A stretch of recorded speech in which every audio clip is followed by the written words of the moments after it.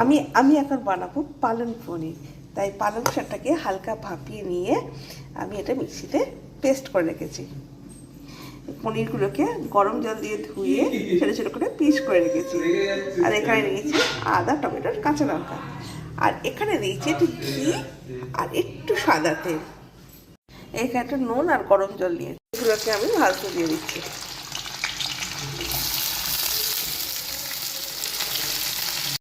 দেখো পনিরগুলো সুন্দর করে ভাজা হয়ে গেছে। এটাতে না একটু নুন দিয়ে গরম জলে পনিরটা আমি ভেজে, তাহলে কি পনিরগুলো সফটই থাকবে। এখানে দুটো লঙ্কা দিয়েছি, ওই ওই পিসে দিয়েছি, আর একটু চিনি দিলাম। এখানে টমেটো আর আদা পেস্টটা ঢেলে দিলাম। হলুদ অ্যাড করছি, এখানে খাওয়া কেউ নেই। এখানে আমি লঙ্কা গুঁড়ো অ্যাড করছি।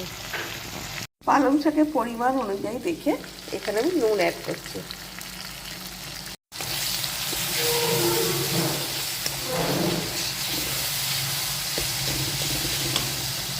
দেখো মশলাটা মোটামুটি সুন্দর করে হয়ে গেছে। এবারে পনিরের পিসটা এখানে ঢেলে দিলাম, পালং শাকটা।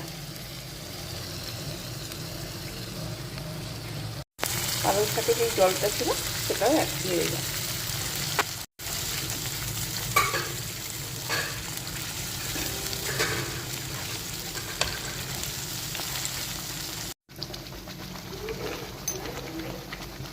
আর দারুণ কালার এসছে না, শুধু সবুজ আর সবুজ। এবার আমি পনিরটা এখানে দিয়ে দিচ্ছি।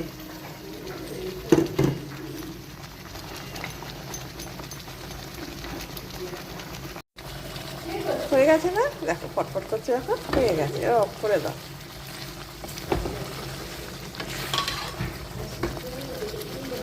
আমি অফ করে দিলাম।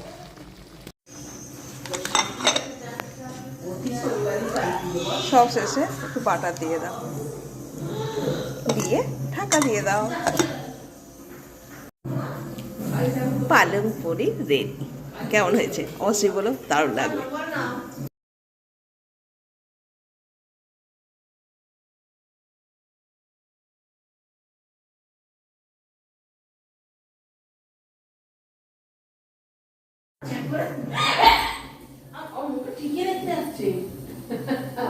পনির রান্না শেষ না হতে হতে আমার মেয়ে যদি আমাকে আইসক্রিম দিয়ে যে আমি কি করবো বলো।